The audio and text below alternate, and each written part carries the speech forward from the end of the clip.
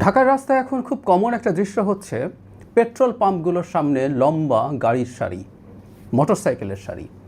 দেখতে মনে হতে পারে ভয়ঙ্কর জ্বালানি সংকটে পড়ে গেছে বাংলাদেশ। আর ব্যাপারটা ঠিক সেরকম না, কিন্তু আমাদের একটু ভেবে দেখা দরকার যে এই প্রেক্ষাপটে আমরা জনগণ যারা আছি আমাদের কি করা দরকার। এই সংকটটা কি আমরাই অনেকটা আমাদের ভয়ের কারণে তৈরি করছি না? আমরা সাম্প্রতিক প্রেক্ষাপট জানি যে বাংলাদেশে জ্বালানির মজুদ নিয়ে কারোর মধ্যে সংশয় আছে, কতটা আছে এই তথ্য আমাদের সবার কাছে পৌঁছে গেছে। স্ট্রেইট অফ হরমুজ বা হরমুজ প্রণালী ইরান অ্যাপারেন্টলি বন্ধ করে দিয়েছিল, ফলে অনেকগুলো জাহাজ আটকা পড়ে গেছে। বেশ কয়েকটা দেশ, সৌদি আরব, ইরান, কাতার, ইউএই, এদের জ্বালানি আসার পথ ওটা, এবং পৃথিবীর অন্তত 20% জ্বালানি সেটা দিয়ে আসে। তো সাপ্লাই নিয়ে আমাদের টেনশন শুরু হয়েছিল। শুধু সেটা না, জ্বালানির দাম বেড়ে যায় কিনা, এই সব কিছু মিলে একটা সংকট দেখা যাচ্ছিল। সেই সংকটটা আসলে কী পর্যায়ে আছে এবং আমাদের আতঙ্কিত হওয়া উচিত কিনা, এটা খুব জরুরি। কারণ আমরা যখন আতঙ্কিত হতে থাকি তখন আমাদের আতঙ্ক বাজারে ডিজাস্টার তৈরি করতে পারে। সম্ভবত বা নিশ্চিতভাবেই বলা যায় এই মুহূর্তে যে সংকট আমরা দেখছি সেটা অনেক বেশি খারাপের দিকে যাচ্ছে আমাদের আতঙ্কের কারণে। আমাদের আতঙ্কিত না হওয়া উচিত। খুব হতাশার ব্যাপার কি আছে? আর প্রথম কথাটা হচ্ছে ঝুঁকি আছে, এতে কোনো সন্দেহ নেই, এবং এই ঝুঁকিটা আমাদের তৈরি না। গ্লোবাল ঝুঁকি যখন তৈরি হবে সেই ঝুঁকির মাসুল আমাদেরকে দিতে হবে। আমি আগেও একদিন বলেছিলাম যে আমাদের সরকার, আমাদের বলতে আমরা যারা এই দল বা এই সরকারে যারা আছি তা না, এই সরকার আমাদের প্রত্যেকটা জনগণের সরকার। জনগণের ম্যান্ডেটে গঠিত যখন সরকার হয় তখন সেই সরকারটা শুধু যারা তাকে ভোট দিয়েছে তারা না, সেই সরকারটা সব জনগণের সরকারে পরিণত হয়। সো এই সরকারটাকে আমি আগেও বলেছি আমরা যেন ওন করি। সো আমাদের সরকারটার, আমাদের রাষ্ট্রের একটা দুর্ভাগ্য যে সরকার আসতে না আসতে 1 মাসও হয়নি, কয়েক সপ্তাহ হলো, 3 সপ্তাহ হলো, সেই সময়ের মধ্যেই এই ধরনের একটা ভয়ঙ্কর পরিস্থিতির মধ্যে আমরা পড়েছি। কিন্তু এর মধ্যে আমরা আমাদের হাতে যতটুকু আছে, অনেক কিছু আমাদের হাতে নাই, এবং এই হাতে না থাকা জিনিসটি আমরা ইভেন বড় সংকটেও পড়তে পারি। যদিও আমি মনে করি সংকট অত বড় হবে না, কিন্তু পড়তে পারি। কিন্তু এর মধ্যে আমরা যতটুকু পারি আমরা যেন অতটুকু আর খারাপ না করে ফেলি। একটা কথা আছে এরকম, কেউ যদি গর্তে পড়ে তার প্রধান কাজ হচ্ছে বা প্রথম কাজ হচ্ছে গর্তটা আর না খোঁড়া, ওটাকে আর গভীর না করা। সো আমরা গর্তে পড়ে যেতে পারি বা পড়ে গেছি খানিকটা, কিন্তু আমরা যেন সেটা না খুঁড়ি। জ্বালানি দরের প্রেক্ষাপটটা যদি একটু দেখি, সেটা হলো আমরা দেখেছি আমাদের জ্বালানি মন্ত্রী জানিয়েছেন গতকাল যে 2 জাহাজ জ্বালানি তেল এসছে, আমাদের মজুদ বেড়েছে, কিন্তু রেশনিং হবে। এই যে রেশনিং হবে বা রেশনিং হচ্ছে, এটাও কারোর মধ্যে এক ধরনের আতঙ্ক তৈরি করছে। কিন্তু রেশনিং হওয়াটা কেন জরুরি সেটা নিয়েও একটু কথা বলতে চাই। মজুদ বাড়া, কিন্তু যেহেতু সংকটের একটা সম্ভাবনা আছে এবং আমাদের একটা আচরণও এই রেশনিংয়ের জন্য দায়ী, সেটাই আসবো। এখন আমাদের ভবিষ্যতে সাপ্লাই কি বাড়ার সম্ভাবনা আছে? উত্তর হচ্ছে আছে, কারণ স্ট্রেইট অফ হরমুজ পুরোপুরি বন্ধ করে রাখার বিরুদ্ধে চায়না অবস্থান নিয়েছিল। চায়না 4-5 দিন আগে থেকেই আমরা নিউজ দেখেছি যে চায়না ইরানের সাথে আলোচনা করছে স্ট্রেইট অফ হরমুজ যেন এভাবে পুরো বন্ধ না করে ফেলে। যদিও বেশ কিছুদিন কয়েকদিন বন্ধ ছিল, এইটা বন্ধ থাকবে না এটা আশা করার কারণ আছে। কারণ আমরা দেখেছি সম্প্রতি 2-1 দিন আগেই ইরান ঘোষণা করেছে তারা এটা আর ওয়াইড স্প্রেড ব্যান দিচ্ছে না, র্যাদার আমেরিকা এবং ইসরায়েলের সাথে যে জাহাজগুলো তাদের সাথে কানেক্টেড, তাদের ছাড়া অন্য জাহাজগুলোকে তারা ছাড় দেবে। তাহলে আমরা এভাবে বলতে পারি যে ওই স্ট্রেইট অফ হরমুজ দিয়ে সামনে তেল বা এলপিজি, এলএনজি এগুলো ভিন্ন জাহাজে করে আনা যাবে। ফলে বাংলাদেশের বিদ্যুৎ এবং এই পেট্রোলিয়াম পণ্য, আমাদের বিদ্যুতের একটা বড় অংশ এলএনজির সাথে কানেক্টেড, সেই জন্য বিদ্যুতের কথা বলছি, সেগুলো মেজর সংকট তৈরি করবে না। শুধু সেটা না, এইখান দিয়ে পৃথিবীর সারেরও একটা বিরাট পার্সেন্টেজ পরিবাহিত হয়, অ্যারাউন্ড 20-25%। আমাদের সারেরও সংকট হওয়ার সম্ভাবনা থাকতে পারত।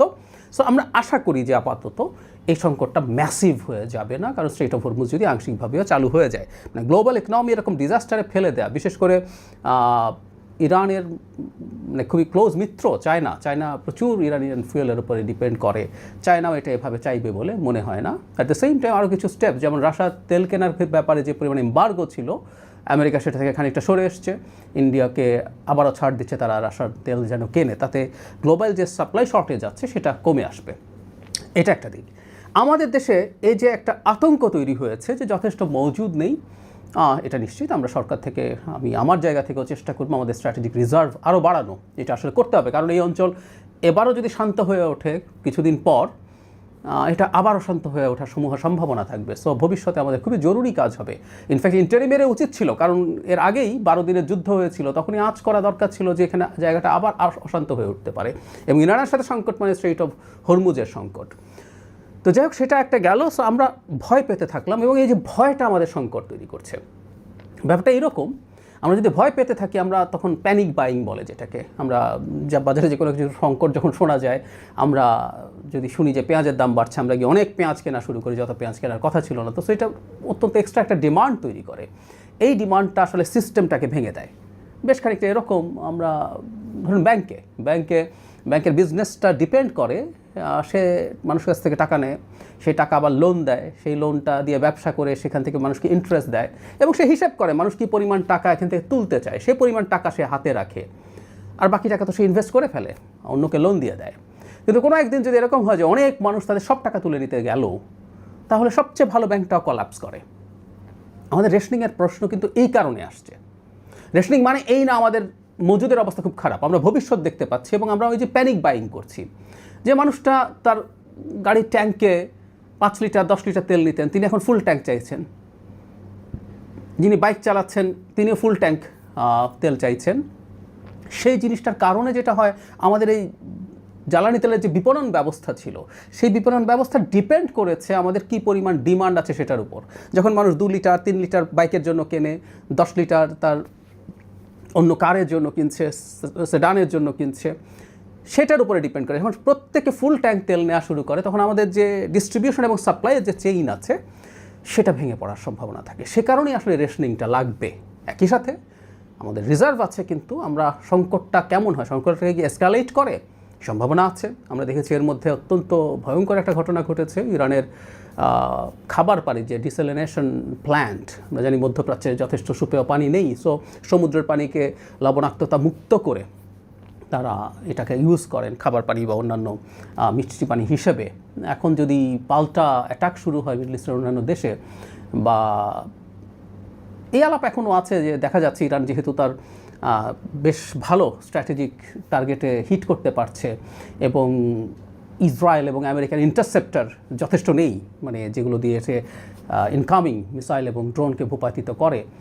ইরানের ড্রোনও এখনও যথেষ্ট তার হাতে রয়ে গেছে ধারণা করা হয়। সো যুদ্ধ আরও বেশ কিছুদিন চলার সমূহ সম্ভাবনা আছে, তারপর অনেক লম্বা সেটা হবে না। তো যে কথাটা বলতে যাচ্ছিলাম, তাতে আমাদের জ্বালানি সংকট কিছুটা থেকে যেতেই পারে, সেজন্য সতর্ক থাকা।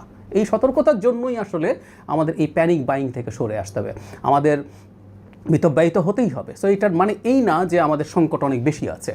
একই সাথে আরেকটা ঘটনা ছিল, আমি আশা করি আমাদের মাননীয় প্রধানমন্ত্রীর একটা সিদ্ধান্তের পর এই ঘটনাটা আর ঘটবে না। মানে এতদিন পর্যন্ত এই ঝুঁকিও ছিল, বা এটা হয়েছে অনেক জায়গায়, পেট্রোল পাম্প মালিকদের অনেকেই তাদের রিজার্ভে তেল ধরে রাখছিলেন, কারণ একটা এক্সপেকটেশন ছিল, একটা ফোরকাস্ট ছিল, মানে তেলের দাম বাড়িয়ে দেওয়া হবে। গতকাল প্রধানমন্ত্রী ঘোষণা করেছেন জ্বালানি তেলের দাম বাড়ছে না, ফলে এখন আর ওই তেল ধরে রাখার প্রবণতা পেট্রোল পাম্পগুলোর থাকবে না। সুতরাং আমরা আশা করতে পারি যে এই সংকটটা আর এভাবে চলতে থাকবে না। একটা কথা মনে রাখা দরকার, সেটা হচ্ছে একটা সরকার যে মাত্র দায়িত্বে এসছে, সেই দায়িত্বে আসার পর এই ধরনের একটা বড় বিপদে পড়েছে। এটা আমাদের সবার সরকার, আমরা সরকারকে ঠিকঠাকভাবে দেশ পরিচালনার জন্য যেন সাহায্য করি। আমরা আমাদের প্যানিকের জন্য, আমাদের প্যানিক বাইংয়ের জন্য আমরা অন্যদের জন্য যেন ঝুঁকি বা বিপদ তৈরি না করি। আমি সত্যিই আমাদের এই ব্যাপারে আশ্বস্ত করতে চাই, বাংলাদেশ ম্যাসিভ সংকটে নেই। বাংলাদেশের কিছু সংকট আছে, আর সবার যেমন সংকট আছে সেই রকমই সংকট, এর মধ্যে আবার অনেক বাড়াবাড়ি কিছু হয়ে গেছে, ব্যাপারগুলো তা না। একই সাথে আমাদের সরকার নিশ্চয়ই অল্টারনেটিভ জায়গা থেকে সোর্সিংয়ের চেষ্টা করবেন, বেশি দাম দিয়ে হলেও করবেন, কারণ জ্বালানি প্রাইমারি ফুয়েল হচ্ছে লাইফলাইন আমাদের অর্থনীতির। সেই ব্যাপারে সরকার কোনোভাবেই কার্পণ্য করবেন না।